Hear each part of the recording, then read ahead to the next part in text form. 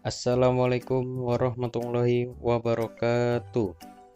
Perkenalkan, nama saya Bima Setiantara dari Lokal TBI 1 ingin menjelaskan tentang sejarah lahirnya Pancasila. Pidato Soekarno yang berjudul Pancasila pada sidang BPUPKI pertama tanggal 1 Juni 1945 menjadi cikal bakal lahirnya Pancasila sebagai dasar negara.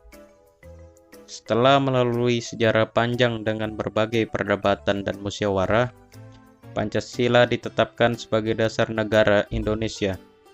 Kini setiap 1 Juni diperingati sebagai hari lahirnya Pancasila. Sebelum masuk ke materi sejarah Pancasila, ada baiknya kita tahu apa itu Pancasila. Jadi, Pancasila adalah pilar ideologis negara Indonesia yang terdiri dari dua kata dari bahasa Sanskerta. Yang pertama panca yang artinya 5 dan sila yang berarti prinsip atau dasar.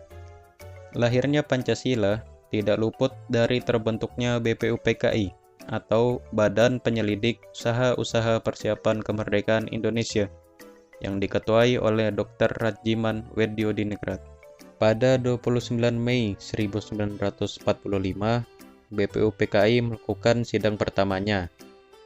Dr. Radjiman Wedyodiningrat selaku ketua dalam pidatonya meminta pandangan para anggota mengenai dasar negara. Adapun 3 tokoh yang menjawab pertanyaan tersebut, yang pertama adalah Muhammad Yamin, yang kedua Profesor Dr. Mr. Supomo, dan yang ketiga adalah Ir Soekarno.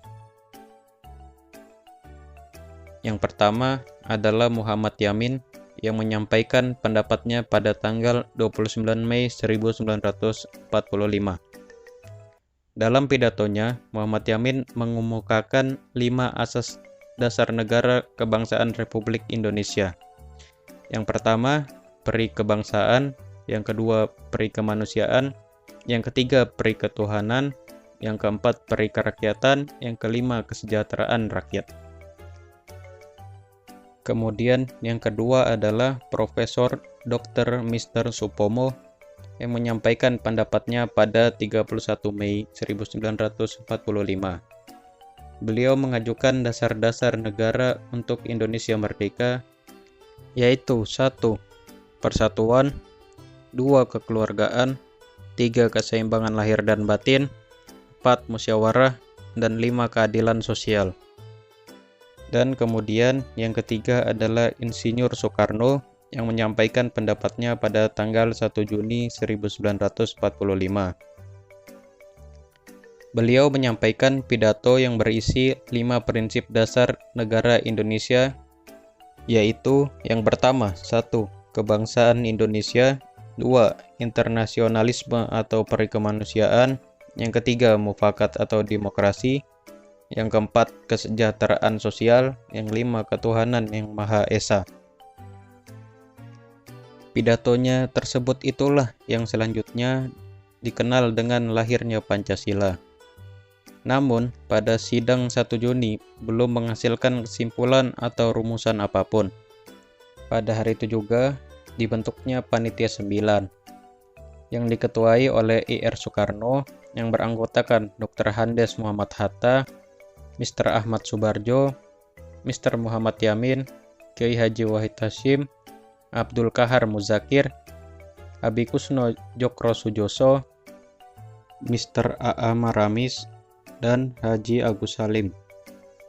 Setelah itu, diadakan reses selama 1 bulan lebih. Pada tanggal 22 Juni 1945, pukul 20 WIB, Panitia 9 mengadakan pertemuan di rumah Soekarno. Pertemuan tersebut menghasilkan rumusan pembukaan Undang-Undang Dasar yang dikenal dengan Piagam Jakarta atau Jakarta Charter, yang isinya yaitu 1. Ketuhanan dengan kewajiban melakukan syariat Islam bagi pemeluk-pemeluknya, 2. Kemanusiaan yang adil dan beradab, 3. Persatuan Indonesia, 4. Kerakyatan yang dipimpin oleh hikmat kebijaksanaan dalam permusyawaratan perwakilan, 5. Keadilan sosial bagi seluruh rakyat Indonesia. Selanjutnya, pada tanggal 10 Juli 1945, sidang kedua BPUPKI diselenggarakan. Ir Soekarno menyampaikan laporan hasil kerjanya selama masa reses. Keesokan harinya, pada tanggal 11 Juli, pada sidang hari kedua, J. Latuharhari menyampaikan keberatannya terhadap sila pertama, yang isinya ketuhanan dengan kewajiban menjalankan syariat Islam bagi pemeluk-pemeluknya, karena menurutnya berakibat besar terhadap pemeluk agama lainnya. Dan pada akhirnya, pada sidang pertama PPKI, pada tanggal 18 Agustus 1945, membahas salah satunya tentang sila pertama. Soekarno dan Hatta meminta Ki Bagus Hadikusumo, Kiai Haji Wahid Hasyim, Mr. Kasman, dan Mr. Teguh Muhammad Hasan untuk membahas sila pertama. Pada akhirnya terjadilah kesepakatan untuk diganti sila pertama dengan ketuhanan yang Maha Esa. Sekian penjelasan saya tentang sejarah lahirnya Pancasila yang melalui berbagai peristiwa sehingga Pancasila berbentuk seperti apa yang kita bisa lihat pada masa kini. Saya Bima Setiantara, minta maaf apabila ada kesalahan ataupun kurang dalam penyampaian saya. Wassalamualaikum warahmatullahi wabarakatuh.